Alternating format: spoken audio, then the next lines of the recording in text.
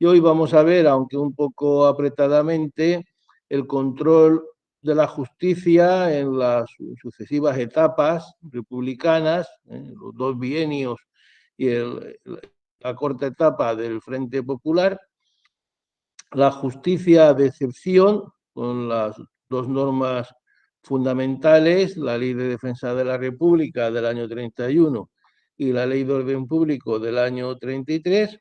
y luego junto a ella la complementaria Ley de Vagos y Maleantes, también del año 33, de agosto del 33, y luego brevemente la justicia militar en la Segunda República. Fijaros que, en teoría, de acuerdo con la Constitución, aunque no se hablaba, recordad, de poder judicial, pero se establecía la independencia del poder de la justicia, de la administración de justicia. Pero la realidad,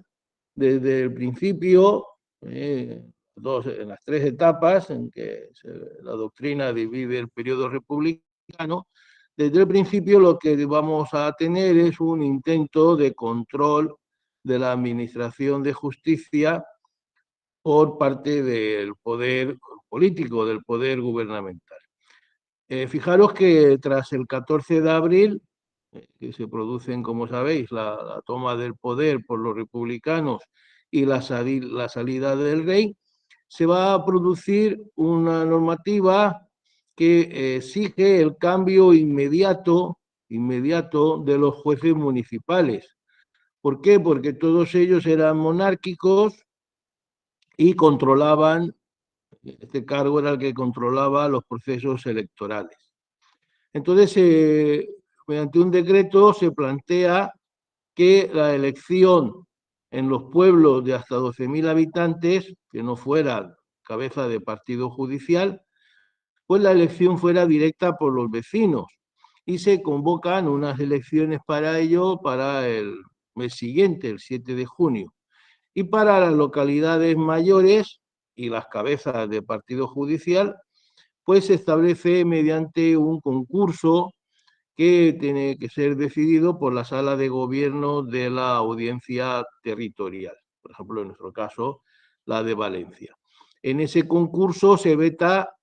a aquellos que hubieran ostentado el cargo anteriormente, pero en los pueblos pequeños no se les impide presentarse a las elecciones, de manera que si el mismo juez municipal que había anteriormente, aunque fuera monárquico, pues obtiene los votos, se mantiene en el cargo. En realidad, estas elecciones que tuvieron lugar ese 7 de junio y fueron en toda España, son las grandes conocidas. Puedo deciros que no las ha estudiado absolutamente nadie con carácter general y que despertaron en realidad muy poca atención incluso de la prensa. ¿Por qué? Porque estaban en plena campaña electoral y lo que en ese momento importaba eran las elecciones generales que eran a final de junio, que eran elecciones a las Cortes, a Cortes Constituyentes. De manera que yo en un trabajillo que publiqué aquí en la facultad, pues encontré realmente muy poca, lo citaré en la bibliografía, pero encontré muy pocas referencias a estas elecciones. No, en ningún sitio se dice si la ganó la derecha o la ganó la izquierda, porque en realidad fueron a hacer elecciones muy locales para un puesto tan personalista en pueblos tan pequeños,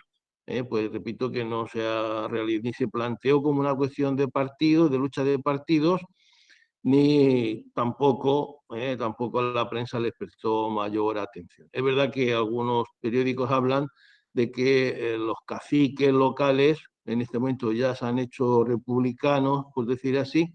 y muchos a través de ellos mismos o de personas interpuestas, pues se mantuvieron ese poder local que le daba el juzgado municipal, pasando de los partidos que llamamos monárquicos, los partidos liberal, como sabéis, de Sagasta y conservador de Cánovas del Castillo, aunque estos Diredes habían muerto ya habían evolucionado, pues la mayoría se hicieron republicanos conservadores, lógicamente, mayormente en los partidos como el de Lerroux o el del propio presidente de la República, don Niceto Alcalá Zamora, es decir, partidos republicanos, pero lo que llamaríamos, o se llamaba entonces de orden. El 22 de abril, sin embargo, ya se actuó, como veis también, de manera inmediata, en algo que preocupaba mucho más al gobierno republicano, en este momento no os olvidéis, compuesto por todos los partidos del espectro republicano, dirigido por don Niceto Alcalá Zamora, incluyendo socialistas, radicales, radicalsocialistas, algunos pseudoconservadores o conservadores como Miguel Maura, pues este gobierno le preocupaba que desde la alta magistratura se pudiera atacar, al régimen, limitar, digamos, su éxito. Y entonces una de las medidas que se adoptaron fue rejuvenecer la magistratura, y especialmente la magistratura del Tribunal Supremo. Tradicionalmente la edad de jubilación había estado establecida en los 70 años, pero una normativa de Primo de Rivera había permitido su prórroga, con lo cual evidentemente la dictadura se quería atraer a todos esos magistrados mayores prorrogados, que lógicamente recibían una retribución mucho mayor en activo que jubilados,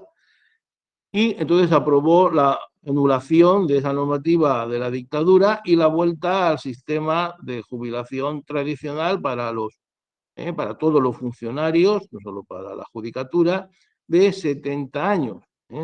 Esto supuso en el Tribunal Supremo la inmediata baja de 10 magistrados,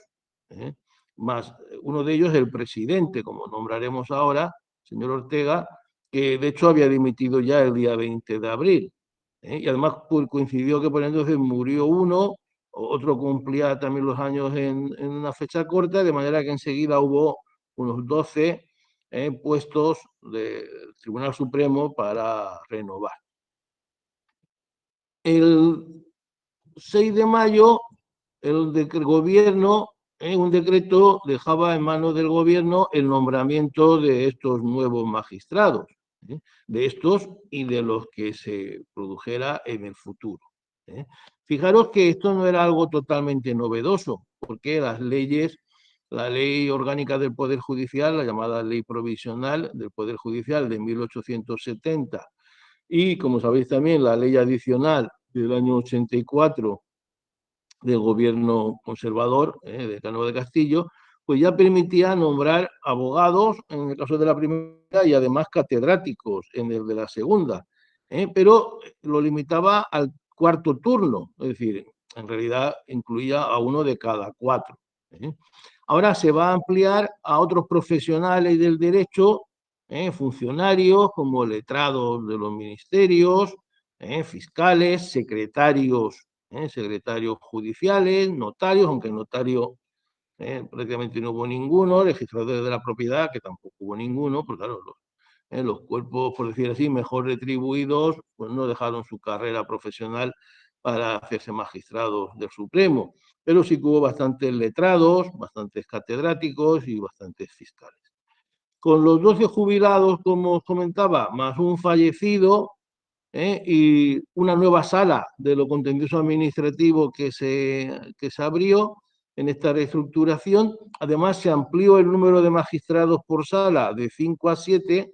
pues se calculó, los periódicos del momento calcularon que se nombrarían unos 28 nuevos miembros del Tribunal Supremo,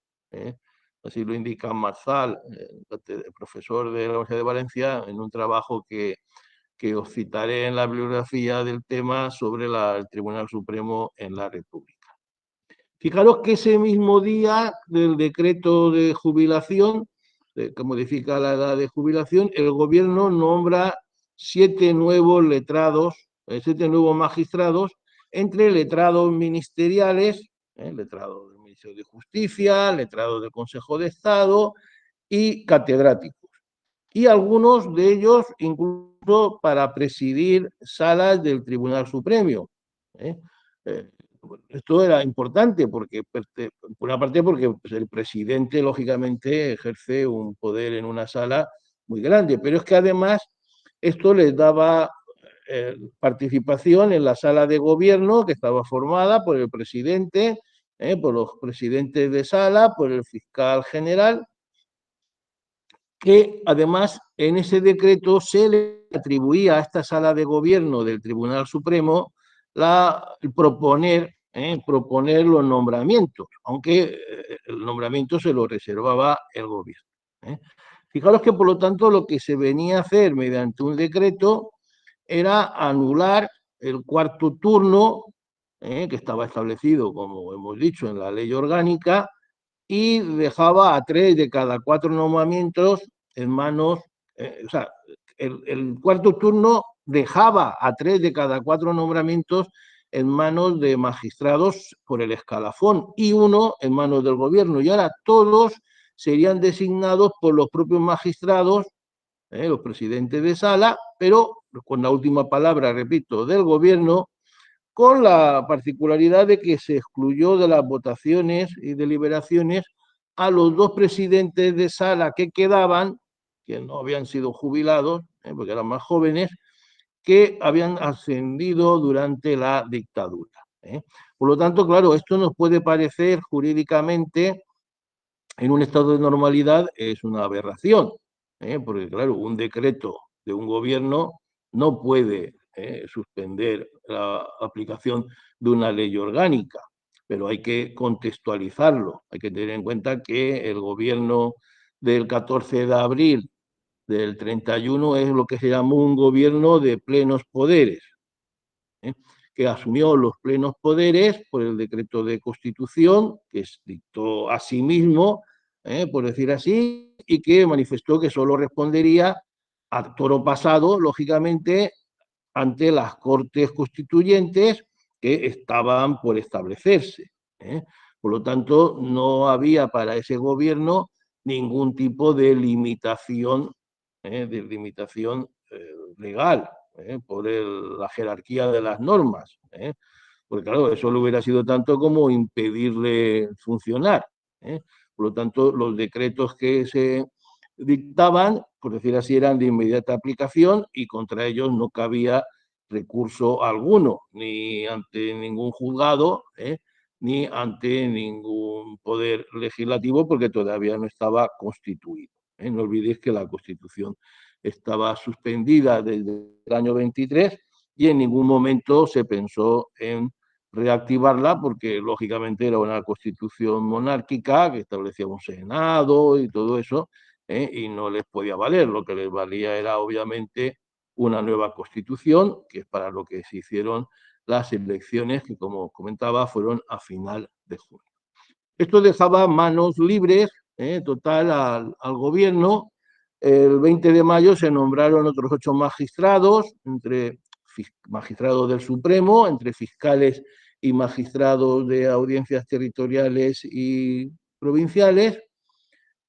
Y entre la propuesta de la sala, el gobierno cambió a 3. Es decir, que el gobierno, aunque en teoría ese decreto establecía una especie de autogobierno en manos de los jueces, en manos de la sala de gobierno del Tribunal Supremo, en la práctica el poder de facto lo tenía el gobierno y entre la propuesta que se le hizo habían 3 que no le gustaba y expresamente dijo que sin perjuicio de reconocer su categoría profesional, pero que no se les consideraba adecuado y se plantearon nombrar a otros 3. Fijaros que en esta primera jornada, entre los jubilados, los ampliados, a los que nos referíamos, pues se nombró el 25% de los magistrados del Supremo. Pero claro, ¿qué es lo que pasaba? Que la edad media de los magistrados que formaban el Supremo en el año 31, incluso quitando de los de más de 70, la edad media superaba los 65 años. Muchos de ellos tenían 69, otros tenían 68, de manera que el goteo de nombramientos fue continuo, y nombrándose, por ejemplo, a un presidente de sala territorial, como era Francisco Javier Elola, que había sido diputado, y era diputado de esas Cortes Constituyentes y fue nombrado fiscal general del Estado, pues se le propuso para el Tribunal Supremo. Es una persona muy significada, de un republicanismo radical de izquierda, posiblemente próximo al PSOE, muy significado, hasta el punto de que será fusilado al acabar la guerra. Se nombraron, además de este Lola, que es uno de los más famosos, se nombraron catedráticos, catedráticos como Mariano Gómez González, catedrático y rector de la Universidad de Valencia, que en el año 36 será presidente del Tribunal Supremo, Antón Neca, catedrático de Derecho Penal, discípulo de Jiménez de Asúa, en la Universidad de Salamanca, y otros tres, digamos, más desconocidos, todos ellos sin participación de la sala de gobierno, lo que nos dice que pues, ese aparente autogobierno de los jueces pues duró muy poco, era algo más testimonial que real, y el gobierno pues lo simultaneaba las propuestas con nombramientos directos. Ahora bien, ¿qué es lo que pasó? Bueno, hay que decir que se fueron con Álvaro de Albornoz, que sustituyó a final de año a Fernando de los Ríos, fue cuando realmente el gobierno pasó a prescindir de la propuesta de la sala de gobierno. Fue un ministro, si queréis, más radical, menos aséptico que Fernando de los Ríos. Por ejemplo, Fernando de los Ríos vetó a un primo lejano que le habían propuesto para el Supremo, por ser, digamos, familia, aunque era una familia lejana. Sin embargo, Álvaro de Albornoz pues nombró a un cuñado de su hijo, un concuñado de su hijo, que estaban casados con dos hermanas, y le nombró para el Supremo a pesar de ser un fiscal con muy poca experiencia. Y esto nos dice pues, que era diferente concepción del papel del gobierno Fernando de los Ríos y en Álvaro de Albornoz, que es el mismo que el otro día decíamos, que había pasado a formar parte de ministro, pasó a presidir el Tribunal de Garantías Constitucionales. Fijaros que esta situación de cambio, si queremos llamar así, moderado, de una depuración basada más en la edad que en cuestiones ideológicas, aunque evidentemente los nombramientos pues, se decantaban mayoritariamente hacia el republicanismo y la izquierda, que era mayoritaria en el gobierno, pero tras el golpe de Sanjurjo, en agosto del 32, sabéis que el general Sanjurjo, que había posibilitado la República desde su puesto de general director de la Guardia Civil, que luego había sido cesado a raíz de los sucesos de Arnedo, donde la Guardia Civil masacró una manifestación, en parte pues después de que Sanjurjo advirtiera a los guardias civiles que se defendieran, tras haber sido algunos de ellos atacados y linchados en Castiblanco, pues después de aquel enfrentamiento que además tuvo con varios diputados, a quienes la Guardia Civil atribuía haber valentonado a las masas obreras, pues fue destituido como jefe de la Guardia Civil y se le nombró para un cargo secundario que él lo entendió como una afrenta, el jefe de carabineros. Los carabineros eran la 10ª parte que los guardias civiles, su función era meramente de policía de fronteras, y él, recogiendo pues también un apoyo social de la alta aristocracia, seguramente, pues se sintió con fuerzas para organizar un golpe en agosto, centralizado, como sabéis, en Sevilla y en Madrid. Fue un fracaso rotundo, y esto hizo que también el gobierno, de alguna manera, cogiera miedo, se diera cuenta que estaba en peligro, dada el gran número de funcionarios civiles o militares que eran desafectos, y publicó una ley que apenas unos días después del golpe de Sanjurjo, la ley de 11 de agosto del 32, que autoriza al gobierno a separar definitivamente del servicio a los funcionarios civiles y militares que realicen o hayan realizado actos de hostilidad o menosprecio contra la República. Esto era una sanción que acordaba el Consejo de Ministros, pero tenemos que decir que esta norma, que era lógicamente una norma muy radical, muy violenta, porque significaba tirarlos a la calle por las buenas, sin ningún tipo de compensación, pues se usó muy poco o nada prácticamente contra los jueces. De hecho, ningún autor, ni Marsal, ni ningún otro autor, ni Valdés, también lo citaremos, hace referencia a que se utilizara esta norma contra los jueces. Se prefirió otra que se hizo casi inmediatamente en el mes siguiente, la ley de 8 de septiembre de 1932, que era de jubilación. Por lo tanto, ya no era de separación como castigo, sino de jubilación, pero de jubilación voluntaria o jubilación obligada. Es decir, el gobierno a voluntad podía jubilar a jueces y magistrados y fiscales sin ningún tipo de justificación, y meramente con un expediente y sin control judicial, pero no tenía que demostrar ningún comportamiento, ninguna actuación contraria a la República, sino bastaba, por decir así, con la pérdida de confianza del gobierno. Dice, podrán ser jubilados cualquiera que sea su edad, categoría, a su instancia, es decir, porque lo pidan motu propio, o por resolución del gobierno, todos los jueces de instrucción, magistrados y funcionarios del Ministerio Fiscal. Pasaban 20 días, se podía aplicar y, repito, que nadie podía recurrir a juzgado, sino que solo cabía un recurso de súplica ante el propio ministro.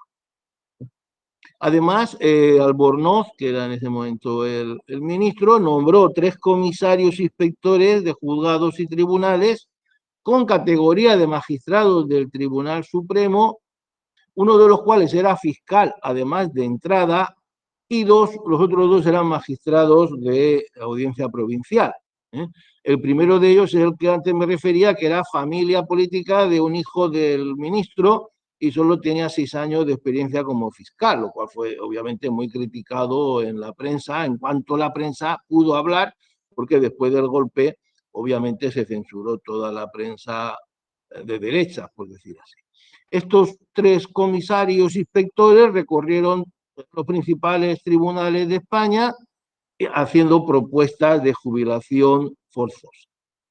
Por ejemplo, uno de los 2 presidentes de sala del Supremo que provenían de la dictadura, que antes hemos dicho que no se les dejó participar en las propuestas, fue jubilado. Y el otro no, tampoco se sabe muy bien por qué, uno sí y el otro no, porque ninguno de los 2, que se sepa, estaba incluido en ningún tipo de complot. Y otros 6 magistrados del Supremo también fueron jubilados, y otros 2 se jubilaron con carácter voluntario. Fijaros que esto va a crear nuevas vacantes que van a ser cubiertas también por personal más o menos adicto al gobierno, con la excepción de Castán, famosísimo, celebérrimo civilista, era catedrático, un joven catedrático de la Universidad de Valencia, que bueno, es el autor del manual de Derecho Civil más difundido en la historia del derecho español, y que será presidente del Tribunal Supremo en el año 45. Fijaros que, habiendo sido propuesto por el gobierno de la República en un momento de cierta radicalidad, sin embargo, sabrá adaptarse, sabrá esconderse, también hay que decirlo, en los momentos más duros de la República y de la guerra, aunque estará en el Supremo hasta el fin de la guerra, se entregará a las tropas de Franco en Barcelona, donde estaba, como sabéis, las instituciones del gobierno hasta la toma de esta ciudad, y luego, pues por sus buenas relaciones con algunos de los pesos pesados del Tribunal Supremo franquista, pues conseguirá pasar de un Tribunal Supremo al otro y acabar por presidir. Se jubiló, aparte de los miembros del Supremo referidos, se jubiló a más de un centenar de jueces y fiscales que se consideró que tenían una dudosa fidelidad a la República. No hace falta decir que esta norma no sujeta a ninguna limitación de derechos, no precisaba, como decía, ninguna prueba de participación en ningún complot, en el golpe o la inscripción en un partido político, en una asociación sindical de carácter político, sino de forma totalmente discrecional, pues provocó una queja en muchos escritos, según la prensa fue permitiéndolo, y en la prensa, según la prensa se pudo ir publicando, y en la prensa provisional, profesional, como la revista de los tribunales y otras, del Colegio de Abogados de Madrid, que dirigió escritos al presidente Azaña, que la consideraba inconstitucional, como evidentemente era. La prensa, repito, a medida que la prensa dejó de estar censurada y los juristas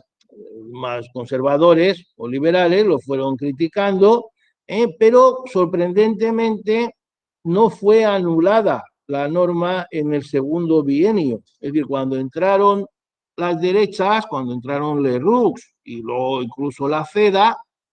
no fue anulada ni recurriéndola al Tribunal de Garantías Constitucionales, que como recordáis, dijimos el otro día, no podía juzgar la constitucionalidad de normas anteriores a su creación, el TGC del 33 y esto es del 32, pero además anularla, pues se pensó que hubiera supuesto que de golpe entraran todos los jubilados, lo cual hubiera producido, pues evidentemente, un overbooking, como decimos, en la magistratura, y entonces lo que se prefirió fue que a petición de reingreso del afectado se resolvería individualmente por el gobierno el reingreso o no en la carrera judicial. Muchos lo hicieron y algunos que lo hicieron no fueron readmitidos, porque a lo mejor en su separación del servicio no solo habían, digamos, tenido en cuenta cuestiones políticas, sino también pues, cuestiones pues, que podemos llamar profesionales. Incluso el ministro, en unas memorias, el ministro Álvaro de Albornoz, habla de que se aprovechó para separar del servicio judicial algunos que estaban, digamos, mal, personas que estaban mal, de comportamientos extraños, entonces, o que se suponía que eran corruptos, y entonces aprovechó y se les jubiló. Y luego el gobierno, pues a los que pidieron entrar, de nuevo los filtró y admitió a aquellos, el gobierno me refiero, el gobierno conservador, después los admitió o no, según le interesa. Pero obviamente, como podéis ver, la derecha también introdujo sus mecanismos de control. El 11 de julio del 35, el ministro de Lerroux, pero en realidad perteneciente a la CEDA, un notario muy amigo del líder, de Gil Robles, el líder de este partido, de la Confederación Española de Derechas Autónomas, notario de Salamanca, Cándido Casanueva, planteó y aprobó en el Parlamento una ley que se llamó de inamovilidad de jueces y magistrados, pero que era todo lo contrario, que en realidad contra su título era una ley que permitía la movilidad casi discrecional de jueces y magistrados, modificando el artículo 235 de la Ley Orgánica del Poder Judicial, permitiendo ampliar los motivos de traslado de los magistrados de las audiencias, incluyendo un apartado que veis aquí en escrito, que dice, en cursiva, que dice, cuando hubieran procedido en el ejercicio de sus funciones en la jurisdicción criminal con evidente apatía, negligencia o temor que hayan ocasionado perturbación o daño al interés público. Perdón. Pero claro, ¿quién es el que tenía que estimar cuando existía esa apatía,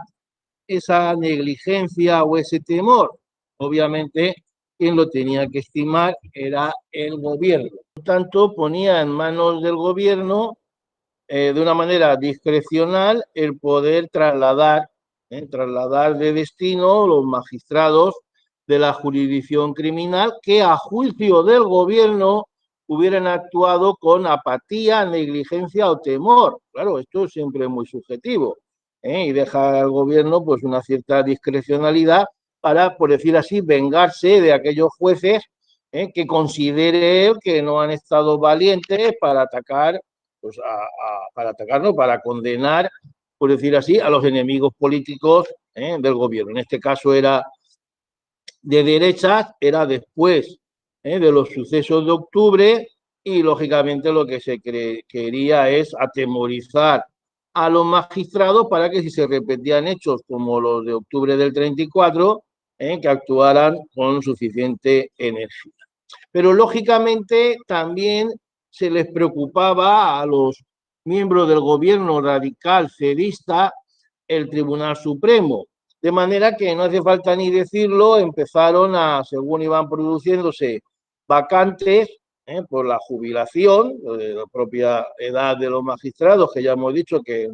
en buena medida eran de una edad avanzada, pues empezaron a jubilarlos a los que no les interesaba, porque también hicieron una norma que permitía mantenerlos en activo después de los 70 años solo por voluntad del gobierno, es decir, solo a los que el gobierno quisiera, y al mismo tiempo empezaron a nombrar magistrados derechistas en todos los puestos que quedaban vacantes. Curiosamente, la sala de gobierno, pese a que estaba formada en buena medida por algunos presidentes de sala nombrados en la etapa anterior, pero se adaptó a los nuevos tiempos y empezó a proponer aquellos que el gobierno, por decir así, lo veía con buenos ojos. Con buenos ojos. Tras la Revolución de Octubre, no hace falta decirlo, que la situación se radicalizó y aumentaron los nombramientos más arbitrarios y también los enfrentamientos en el seno del propio Tribunal Supremo. Eso hizo que el gobierno pasara al ataque, por decir así, y propuso dos actuaciones. Primero, el nombramiento de unos asesores que nombraba la Constitución, pero que no se habían ni identificado, ni designado, ni establecido sus condiciones, que según la Constitución, pues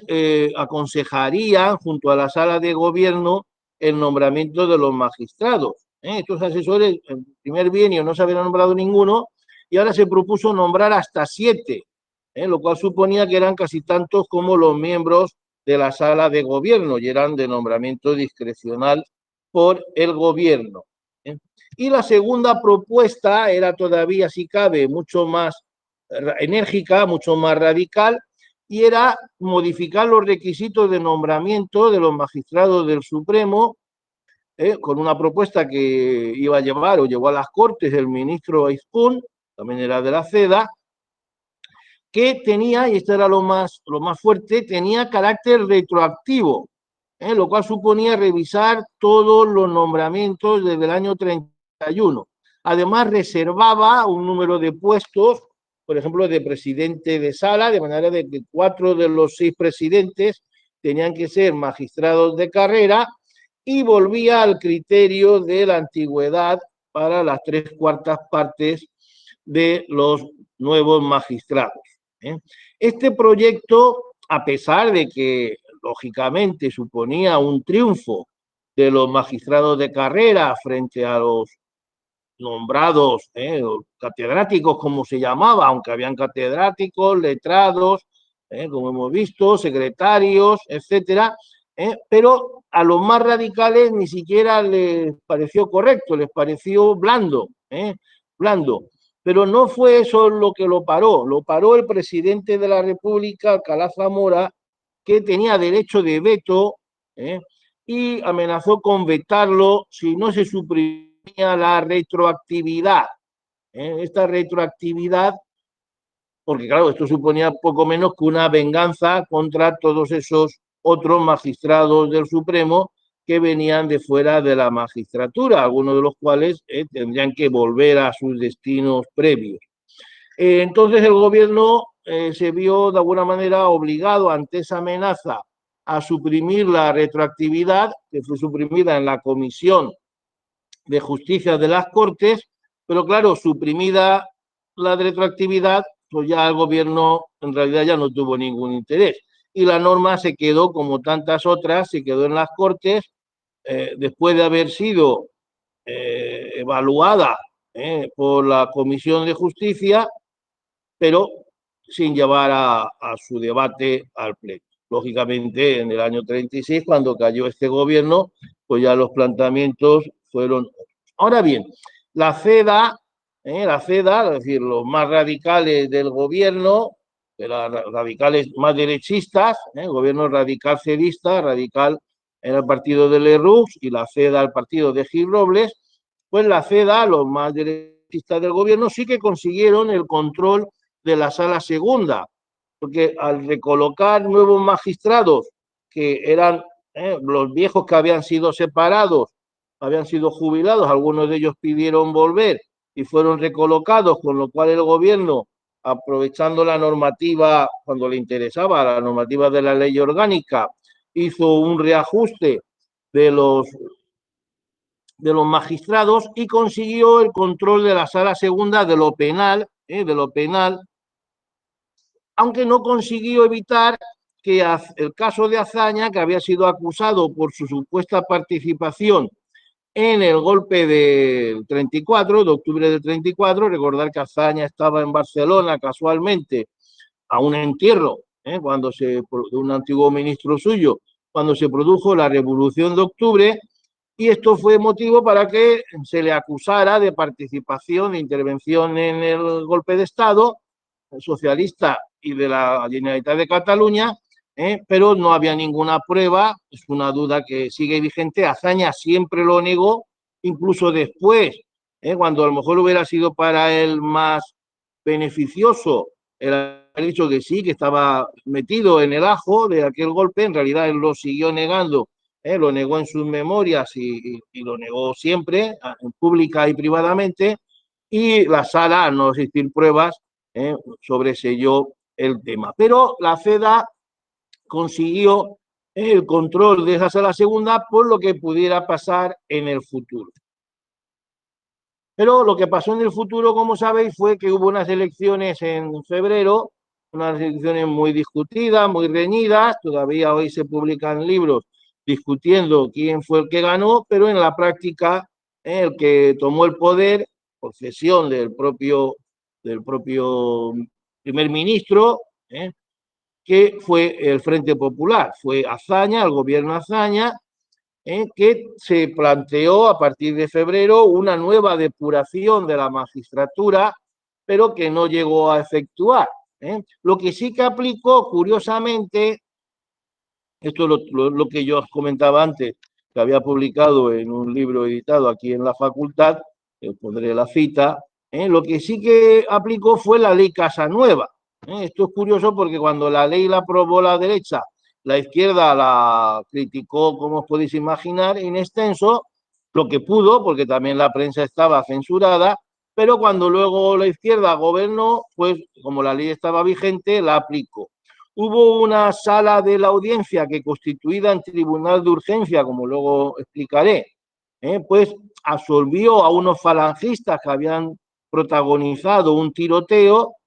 y el gobierno trasladó a todo el tribunal, a los 3 miembros de una sección de la audiencia, a los 3 miembros del tribunal, pues los trasladó manu militari, aprovechando esa ley que antes había criticado, como es. Porque consideró eso, fruto del miedo, los magistrados ante los pistoleros falangistas, pues un poco por coincidencia ideológica y un mucho por miedo a que les tirotearan luego por la calle, pues los absolvió. Y tanto el fiscal que modificó la acusación como los miembros del Tribunal de Urgencia fueron trasladados a una audiencia provincial como castigo, evidentemente, por esa cobardía o por ese sectarismo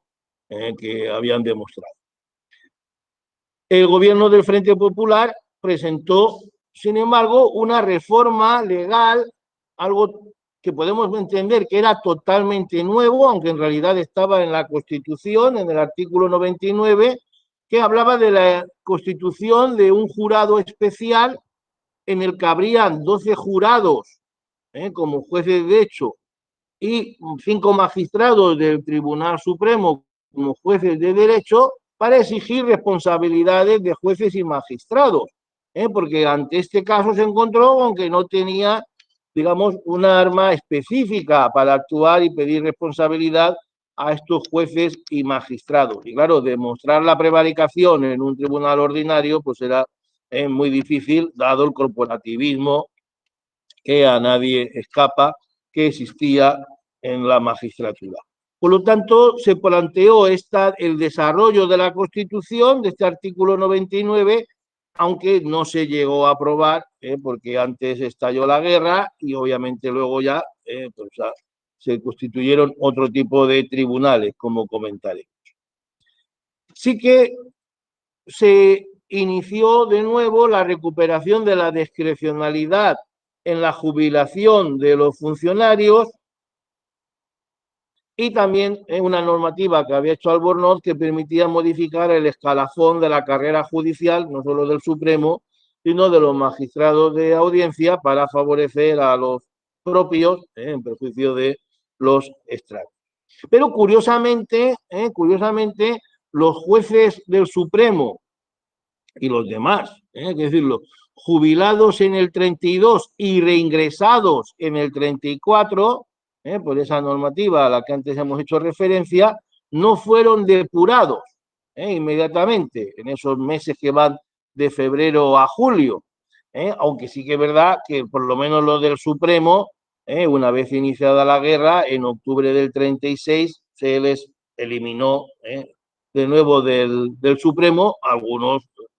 incluso físicamente, por su carácter derechista, sufrieron la cárcel o como se llamaba entonces, los paseos, pero jurídicamente, digamos, pues se les suprimió del Tribunal Supremo en octubre del 36. También, como el presidente del Supremo, Diego Medina, que había sido un hábil, hay que decir, un hábil maniobrero, entró, a pesar de que era juez de carrera, sustituyó a Ortega, un tal Ortega que era muy amigo, había sido preceptor del príncipe de Asturias y era muy amigo del rey. Estaba ya con más de 70 años y fue obligado, dimitió motu propio. Este Medina entró provisionalmente, luego consiguió ganarse al gobierno de transición, al gobierno de Alcalá Zamora, también Aldazaña, consiguió mantenerse como presidente del Tribunal Supremo con sus importantes atribuciones. En el 34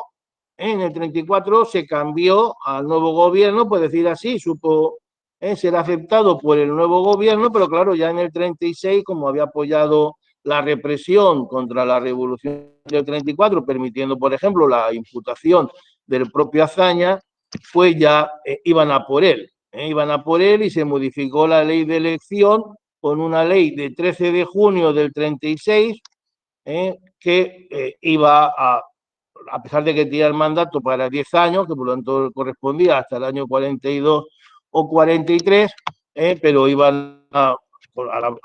aprobar una nueva ley de elección, pues iban a hacer caducar el nombramiento vigente para aplicar inmediatamente esta nueva ley. Pero claro, la guerra impidió la aplicación de esta normativa y Medina renunció, una vez empezada la guerra, por motivos personales, en fin, sabiendo que no era muy del agrado del gobierno republicano, pues renunció y fue sustituido por el catedrático de Derecho Constitucional que antes me he referido, que era rector de la Universidad de Valencia, el señor Bosque.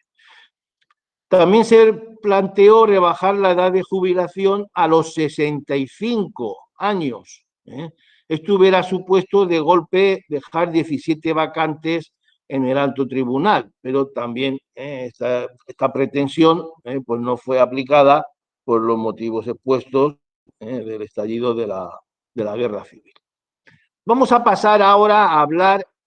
de la justicia de excepción en la Segunda República. Es importante porque se trata de una etapa con una problemática de orden público extraordinaria.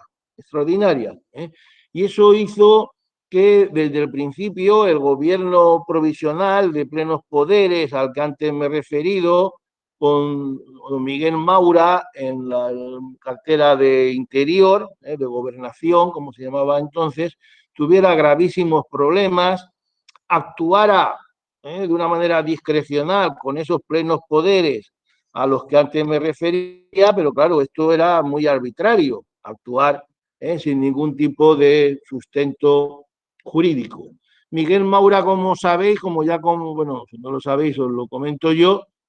Miguel Maura renunció a su puesto en el gobierno junto al presidente del mismo, Alcalá Zamora, por el debate de la cuestión religiosa en la Constitución. Alcalá Zamora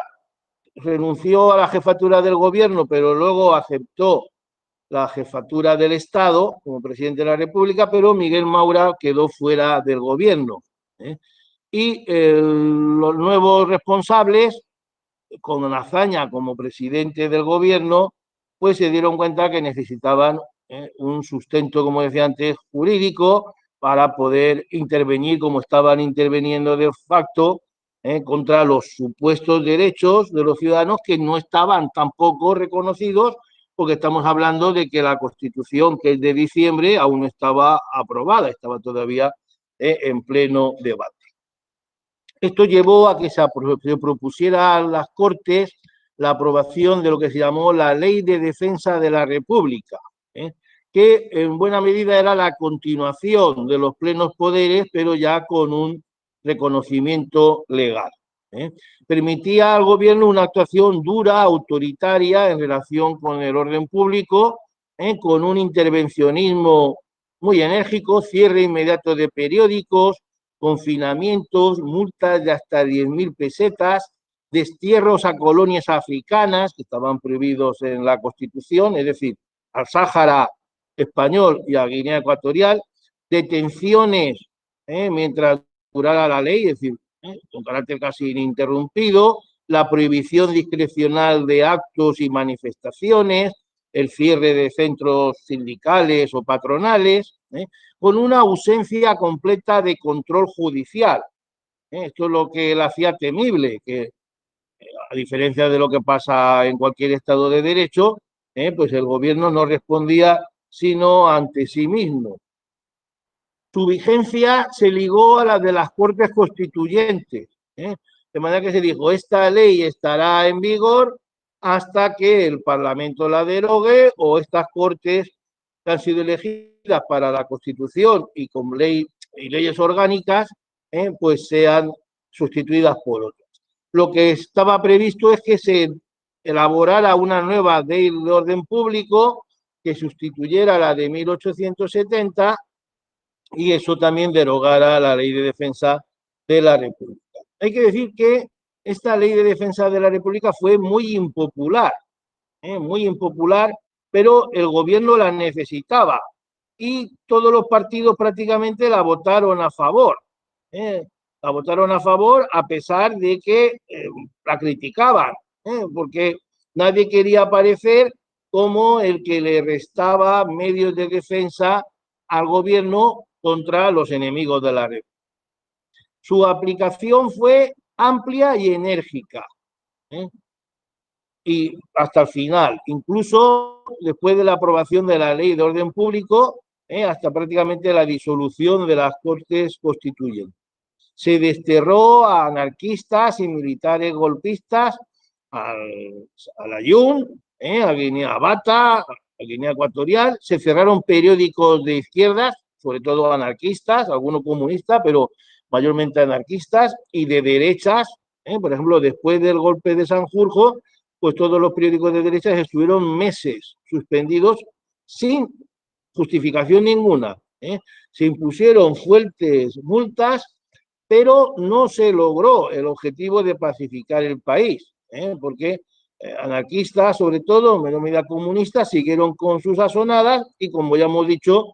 Sanjurjo, llevó a cabo una intentona golpista en el año 32, aunque la misma fracasó. Fijaros que Manuel Ballbé, en una obra que tiene sobre las leyes de orden público, en la Restauración y la República, pues dice esto, dice, a pesar de la gravedad de las sanciones, muy extraordinariamente duras, en comparación con las plenas previstas en el Código Criminal, no había ninguna posibilidad de protección judicial. Únicamente en el supuesto de sanción a una persona individual cabía recurso en 24 horas ante el ministro. Pero ni siquiera estaba en el proyecto, sino que esto fue introducido en el debate parlamentario como un mal menor. Y Azaña expresamente dijo que de control judicial nada, que los tiempos no estaban para tantas garantías, sino para defenderse de sus agresores. Fijaros que Joaquín Maurín, que era comunista, era uno de los líderes del Partido Comunista de España durante la guerra, pues dice claramente cuál era la valoración desde la izquierda más radical de esta normativa. Dice, en España durante Azaña y menos después, es decir, en el bienio negro, no ha habido un régimen democrático. España prácticamente es un país que vive fuera de la democracia. Aquí no ha existido nunca. La república no ha superado a la monarquía, porque después de promulgarse la Constitución se le añade un apéndice, la Ley de Defensa de la República, que en realidad anula la Constitución en todo lo que significa garantía de las libertades. Por lo tanto, se queda a merced del gobernador, del jefe de policía, del sargento de la Guardia Civil. Dice, después de esta Ley de Defensa se convierte en ley orgánica mediante la Ley de Orden Público, que es la antítesis de la revolución. Porque la Ley de Orden Público, como veremos, en buena medida se va a considerar una continuidad de la Ley de Defensa de la República. Claro, se va a postergar la aprobación de la Ley Orgánica, de la Ley de Orden Público. ¿Por qué? Porque el gobierno estaba muy cómodo con la Ley de Defensa de la República. Por tanto, el gobierno no tenía ninguna prisa. Y la ley vigente de orden público, que era de 1870, no era del agrado del gobierno, porque primero, para suspender las garantías, precisaba el apoyo en la votación de las Cortes. Y luego, de verdad, en última instancia, solo aseguraba el orden público con la declaración del estado de guerra, lo cual suponía que se ponía el poder de verdad en manos de los militares, a lo cual Azaña le tenía, con razón, posiblemente auténtico pánico. Azaña quería una ley más flexible, que concediera al gobierno mayores poderes en el estado de normalidad, es decir, sin necesidad de hacer ningún tipo de declaración, y que graduara mejor la respuesta del poder civil, antes de llegar al estado de guerra. Y por eso antes solo había un estado previo y ahora se van a establecer dos, el estado de prevención y el estado de alarma. Y el tercer estado sería el estado de guerra. Pero antes de llegar al estado de guerra, el poder del gobierno se iba aumentando en su capacidad de respuesta según se fuera agravando la situación. De manera que, aunque la Comisión Jurídica Asesora presentó un proyecto en julio del 32, un anteproyecto, él no le gustó para nada y encargó otro al fiscal general de la República en la línea que hemos dicho. Pero fijaros que no fue presentado al presidente de la República y a las Cortes hasta abril del 33. Repito que el motivo era que estaba muy cómodo con la Ley de Defensa de la República. El texto era muy duro, fue aprobado por el gobierno, pero los tres ministros del PSOE que lo habían aprobado luego se vieron desbordados por la oposición, sobre todo sindicalista de la UGT y dentro de su propio partido. De manera que desde el PSOE, aunque suponía de alguna manera desprestigiar, desacreditar un poco a Largo Caballero e Indalecio Prieto, ni más ni menos, y a Fernando de los Ríos, pero sobre todo Largo y Prieto, que eran los auténticos líderes, lo repito, desde la UGT y la parte más radical del PSOE, se planteó que se tenía que modificar y se paralizó su tramitación y se estuvo varias semanas negociando entre la mayoría progubernamental y el Grupo Socialista del Congreso, lo cual consiguió dulcificarlo un poco en respecto de la capacidad de disolución y supresión de los sindicatos, de sus sedes, etc. La cuestión más problemática, hay que decirlo, fue la de las competencias del gobierno en el estado de normalidad, es decir, sin que hubiera ninguna declaración de suspensión de ninguna garantía. Para los diputados liberales y para la izquierda radical procomunista, aunque no habían diputados que representaran al Partido Comunista, sí que habían dos o tres, Barrio Bueno, Balbotín, el propio hermano de Ortega y Gasset, que eran bastante radicales, pues algunos se llamaban Balbotín, por ejemplo, se llamaba a sí mismo comunista, pues esta ampliación de competencias sin previa suspensión de derechos por las Cortes era inconstitucional. Y de hecho lo que criticaban era que convertía esta ley en una nueva ley de defensa de la República. ¿Por qué? Porque el gobierno podía imponer multas de hasta 5.000 pesetas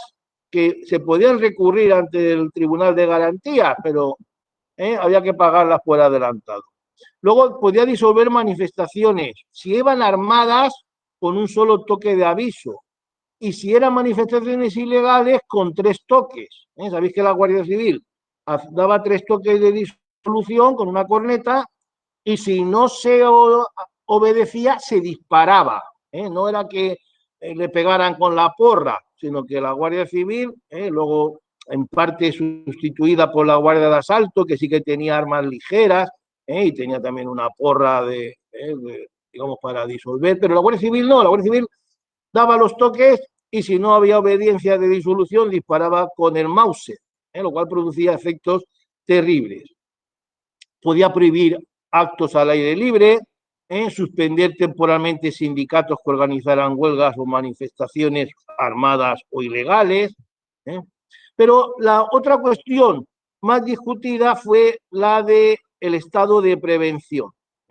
El estado de prevención no venía declarado por las Cortes, sino por el gobierno, que solo tenía que comunicar a las Cortes en los 10 días siguientes esa suspensión. En cambio, el de alarma y el de guerra, pues lo debía ratificar inmediatamente el legislativo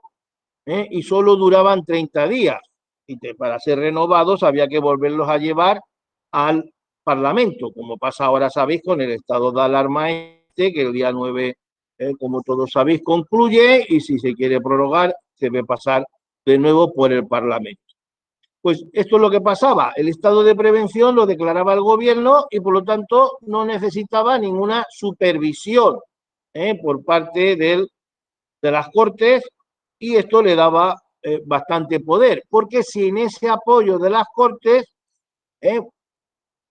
estado de prevención, que en teoría no suponía suspensión de garantías, sin embargo le permitía al gobierno intervenir en industrias, suspender manifestaciones, limitar las huelgas, presentar sobre todo a sellar la prensa 2 horas antes de su difusión. Esto hay que entenderlo. Es decir, tenía que ir uno al ayuntamiento o al gobierno civil, según fuera el periódico de un pueblo o de una capital de provincia, tenía que ir con una prueba de imprenta y tenía que ir 2 horas antes de que se empezara a vender. Si el gobernador civil o el alcalde, pero sobre todo el gobernador civil para los periódicos importantes, ¿no?, consideraba que había algún motivo, cogía la prueba y se iba al juez. Y el juez podía suspender la difusión del periódico. Claro, se encontraba el impresor, el editor, se encontraba con todos los periódicos impresos a punto de repartirlos, pero con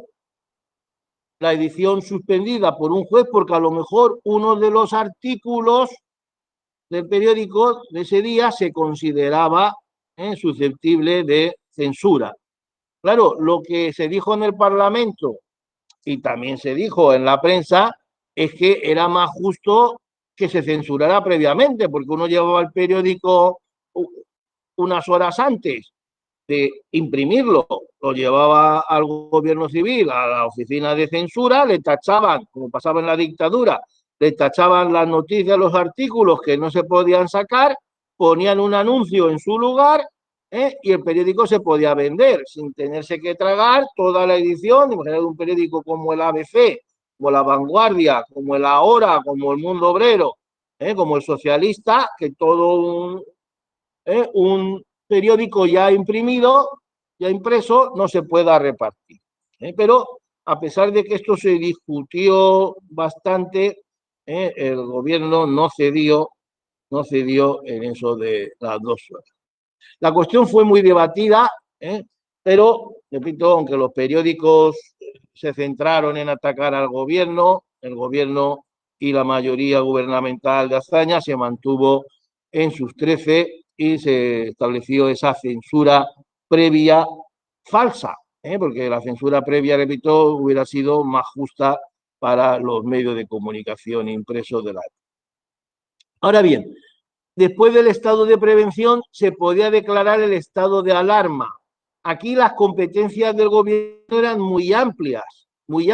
pero claro, aquí ya pasaba por las Cortes. Por lo tanto, esto no fue realmente motivo muy importante de debate, porque ya se suponía que en cada momento las Cortes serían las que tendrían que establecer si el peligro de la situación permitía una medida que ponía en manos del gobierno, por ejemplo, suspender y censurar los periódicos sin ningún motivo, prohibir todo tipo de actos, entrar en domicilios y sedes de partidos o sindicatos, detener, confinar o desterrar a cualquiera o imponer multas de hasta 20.000 pesetas recurribles ante el Tribunal de Garantías Constitucionales. En el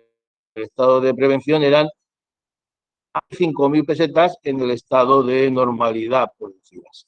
Fijaros que una vez se declaraba el estado de prevención o de alarma, en cada audiencia provincial se constituía un tribunal de urgencia, que se llamaba así, que ya se convertía en único competente para todos los delitos de orden público, con lo cual cesaba cualquier competencia de cualquier otro tribunal o la del jurado en su caso. Se juzgaba por un procedimiento abreviado, abreviadísimo diríamos, en cuestión de semanas. La instrucción por los jueces se hacía con carácter urgente e inaplazable, y lo que era más gravoso era que los reos sometidos a estos tribunales tenían que estar en prisión incondicional durante la instrucción, lo que no pasaba, por supuesto, en la tramitación de los delitos, digamos, en la jurisdicción ordinaria, fuera de estos estados de prevención o alarma. Sus sentencias se podían recurrir al Tribunal Supremo, claro que sí, pero el Tribunal Supremo tardaba, lógicamente, meses en fallar. No lo digo porque no hace falta, pero el siguiente estado, después del Tribunal del estado de alarma, era el estado de guerra. Era el estado de guerra, en cuyo caso el gobierno, las autoridades autorizadas en la ley, podían declarar el estado de guerra y entonces todas las competencias de todo tipo, y en particular las judiciales, pasaban a los tribunales, a la autoridad militar, y las judiciales a los tribunales militares. Esto era igual que en la ley de 1870, igual que en todas las leyes de orden público de todos los países, y por lo tanto no requiere mayor explicación. Junto a la ley de orden público, hay que decirlo, pues se aprobó la ley, se discutió y aprobó la ley de vagos y maleantes, que si cabe era todavía o ponía en manos del gobierno y de los jueces, hay que decirlo también, un arma complementaria, porque no se trataba de una ley que castigara hechos. Los hechos delictivos ya estaban castigados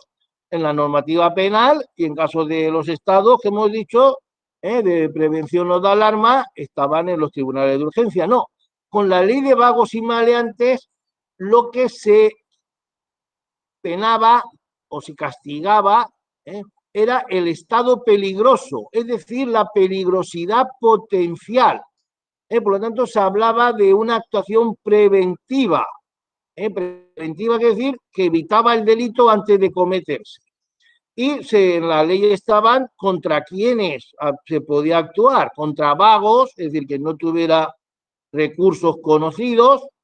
proxenetas, explotadores de mendigos, traficantes de drogas o de productos ilegales, tenedores de documentos de identidad falsos, aquellos que oculten su identidad, los que no puedan acreditar el origen de su dinero. Se buscaba, por lo tanto, atacar a la delincuencia organizada, al pistolerismo, que era muy importante, y que basaba, como ahora, se basaba su negocio pues, en la prostitución, el tráfico de drogas, etcétera, etcétera. Estos podían ser multados con hasta 2.500 pesetas y penados, que no era penado, porque en realidad no era una pena, sino que se consideraba una detención preventiva, con lo que equivalía al arresto mayor, de 1 a 6 meses, y de reincidir no en las conductas,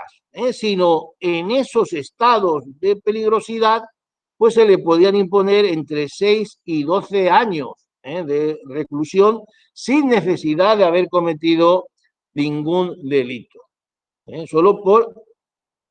tener dinero sin saber de dónde, tener armas, bueno, tener un arma era también un delito, pero no saber dedicarse al prosenitismo, tráfico de drogas, etcétera. Además, cuando había coincidencia con delito, primero se le penaba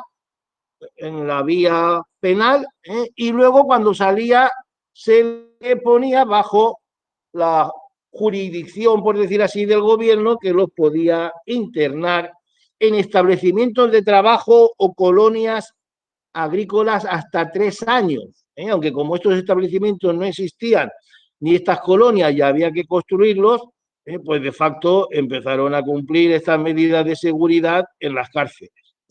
Se les podía internar hasta los 5 años, se les podía desterrar, fijarles, confinarlos, es decir, fijarles una residencia,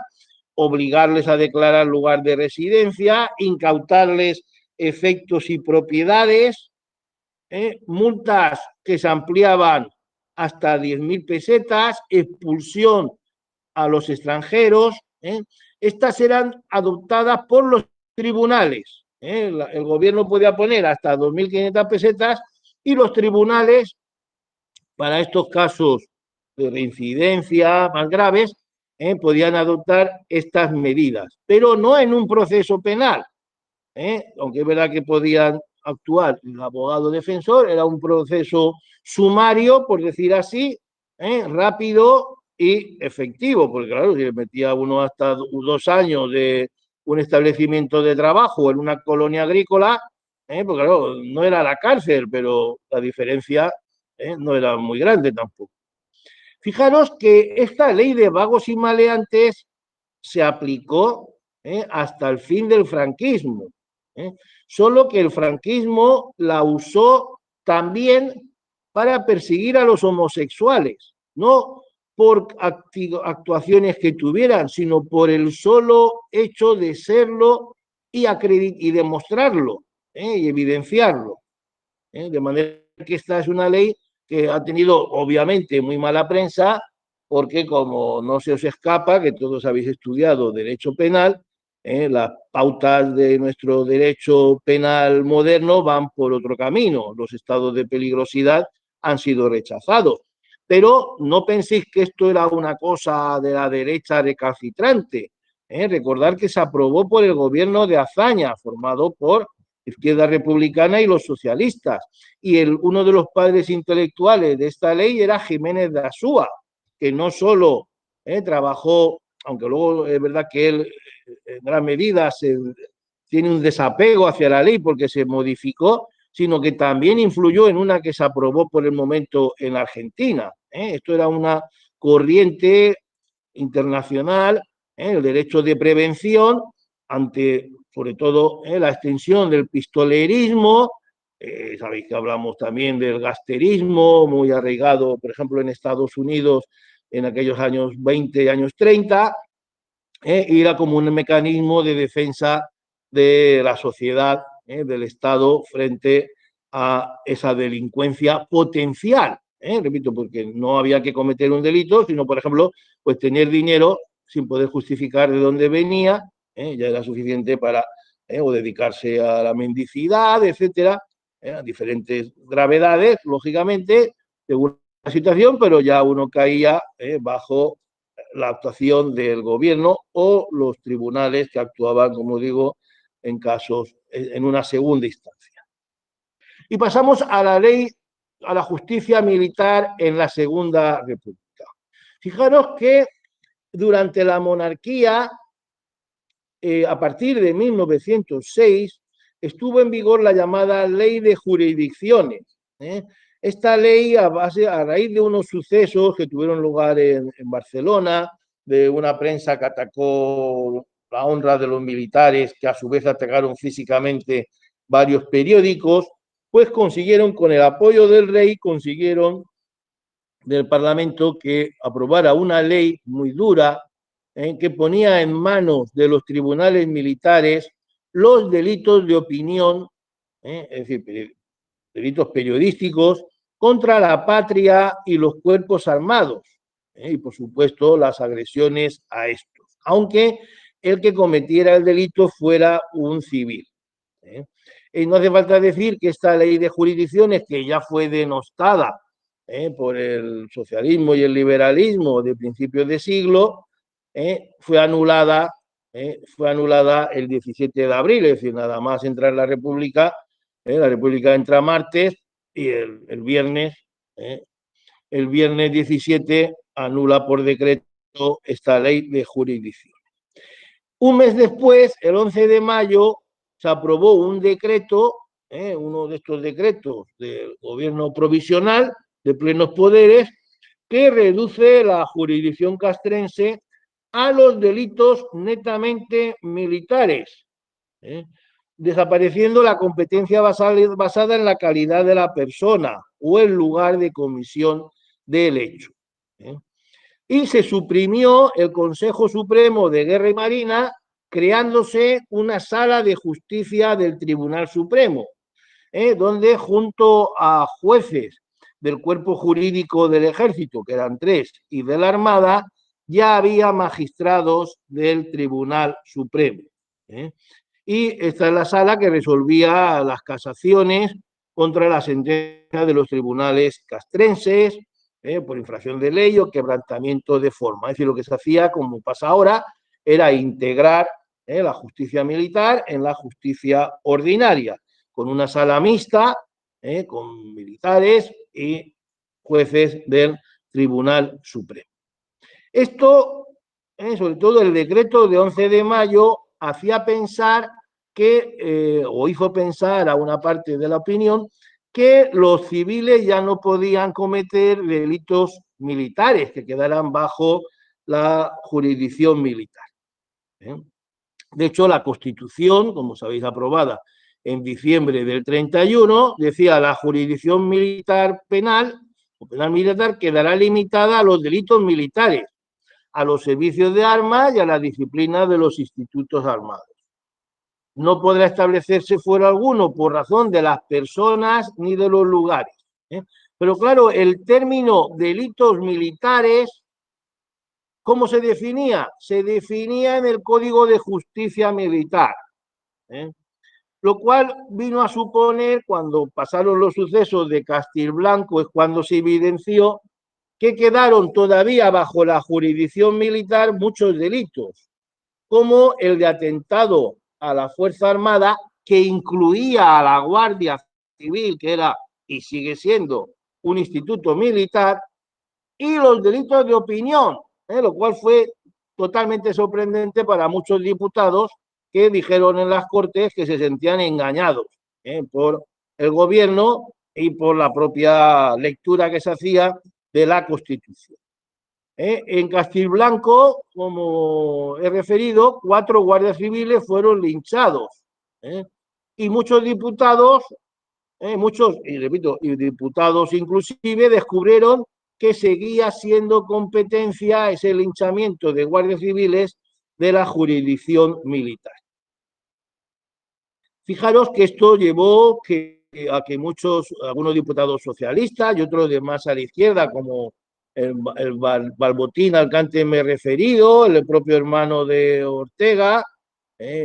pues plantearan propuestas al gobierno de modificación de la normativa, el cual no las quiso atender. El gobierno Azaña no las quiso atender porque ante el peligro del orden público que existía, se encontraba más cómodo con ese respaldo de la jurisdicción militar.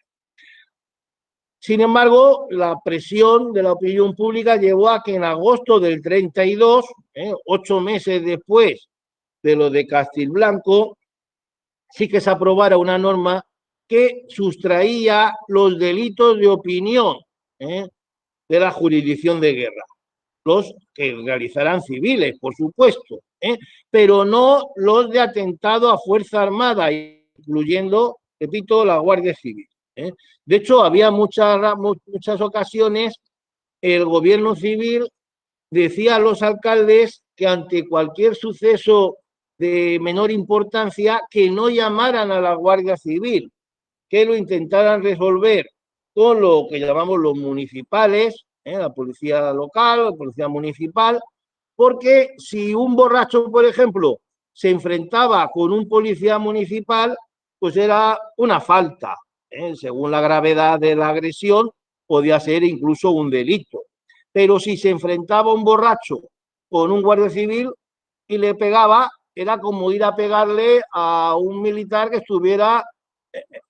en un puesto de observación, en una garita de defensa de un cuartel, porque era un delito de atentado a Fuerza Armada. Y por esa tontería de que un borracho, un pendenciero en una pelea de bar o de cualquier tipo se enfrentara a un guardia civil, uno podía pasar años de cárcel. Entonces, se recomendaba que solamente se recurriera al cuartelillo de la Guardia Civil, al auxilio de la Guardia Civil, cuando fueran cosas de mucha gravedad, porque si no, por decir así, era peor. Era peor la consecuencia que la causa. El gobierno Lerroux, de derechas, pues aumentó la presencia en la sala sexta, que hemos referido, con 2 generales de división y 2 vicealmirantes, que intervenían como una especie de jurado informante, lo cual se planteó suprimir por el Frente Popular, que propuso la reducción de la justicia militar a su ámbito natural, aunque por las razones ya referidas, esto no se aprobó, pero no se llegó a aplicar. Fijaros que la ley de agosto del 32, a la que me he referido, dice que por razón del edicto, la jurisdicción de guerra conoce de las causas que se instruyan por atentado, desacato, injuria o calumnia al ejército, al mando militar, cuando tiendan a su menoscabo, pero dice, cuando fueran cometidos en actos públicos o por medio de la imprenta, medio mecánico, solo conocerá la jurisdicción de guerra si los causados pertenecieran al ejército. Por lo tanto, para los civiles